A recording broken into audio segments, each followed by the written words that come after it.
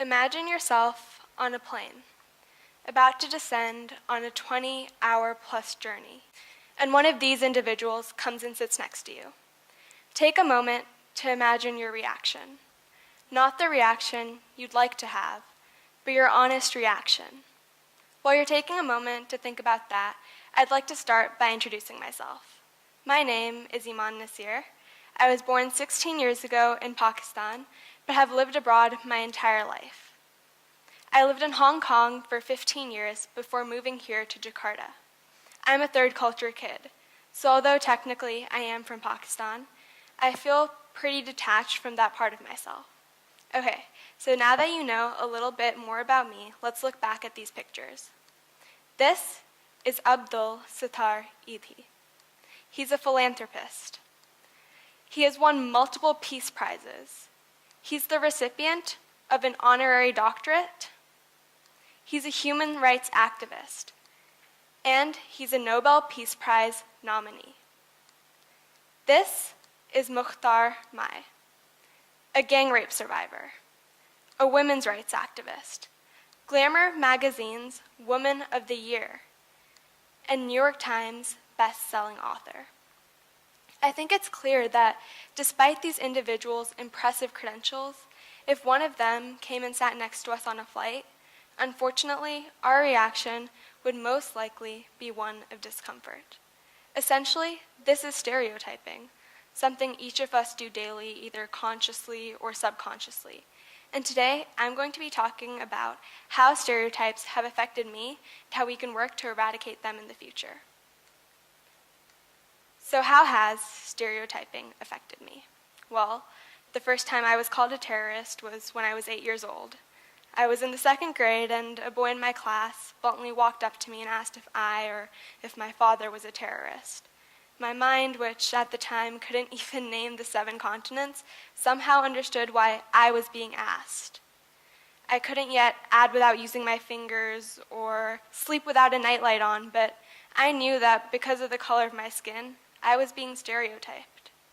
The second time I was called a terrorist was when I was 9 years old, a year later when my family and I took a trip to Japan.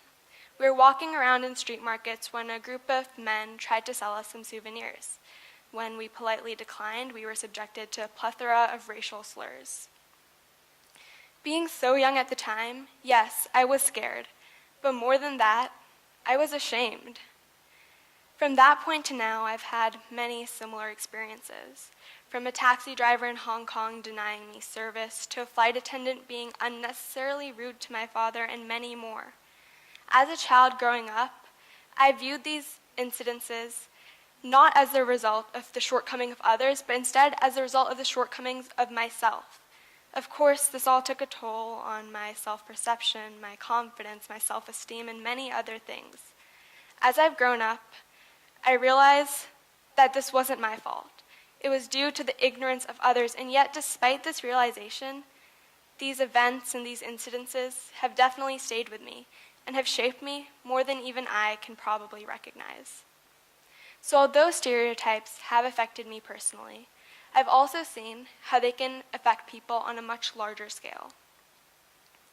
So what are the greater effects of stereotypes? Well, when I lived in Hong Kong, I worked with a group of refugees for 2 years. Many of these refugees had lost family members, lost friends, fled from dire situations, all to finally settle in Hong Kong. Despite trying to get over this grave trauma, they were also trying to start from scratch. And yet many of these kids told me how they were bullied at local schools because they didn't look the same. Many of their parents said they couldn't find jobs and they couldn't rent apartments simply because landlords and employers didn't want to be associated with someone who had brown skin. Obviously, these stereotypes impeded on, and continue to impede on, these refugees' chances at a brighter future. Of course, these stereotypes affected these refugees. But even more than that, these stereotypes can have an even greater and larger effect. In July 2010, Pakistan was devastated by floods that in total directly affected over 20 million people. Of course, I was in 8th grade at the time, and my family immediately started fundraising for what Ban Ki-moon, UN Secretary General of the time, described as one of the worst disasters he had ever seen. But while I was fundraising, I realized that the support that was there from my community 6 months earlier when an earthquake struck Haiti was no longer present. Stereotypes made me ashamed of where I was from and made me ashamed to ask others to help a country in dire need. This was clear on a global scale too. The UN initially asked for $460 million initially, and after months, only 20% of that had been received. It's hard for people to donate to a country they believe is filled with terrorists and militant Islamists. But of those 20 million people directly affected, the truth is, the majority of them were already in poverty. They were simply victims of circumstance who lost the little that they had. These stereotypes have affected me. They have affected others. But in this case, they affected an entire country who's still trying to recover from these floods that occurred over 5 years ago. So, obviously stereotypes have a negative effect on societies and individuals. But why do we stereotype?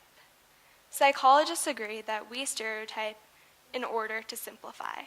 It takes a lot less mental processing to meet someone and decide they're one thing, rather than to acknowledge that they're made up of 100 different unique traits. It's much easier to assume that a person is the same as we wrongly assume the rest of their group is. This is what leads to prejudice, discrimination, racism, us versus them mentality. And of course, this leads me to ask, how do we end stereotyping? Well, this is a hard question, as often it happens on a very subconscious level. But the first step is to recognize it, to acknowledge it. The second is to stop it. The next time someone sits next to you on a plane and you feel uncomfortable, instead ask yourself, why are you jumping to these wrongful conclusions about a stranger you don't even know? Finally, get to know people. Realize that no one person is just one thing. By putting someone in a box, we're giving them a grave injustice. But more than all of these steps I've outlined, we go to an international school where there are many cultures, many ethnicities, and many groups of people who are coming together.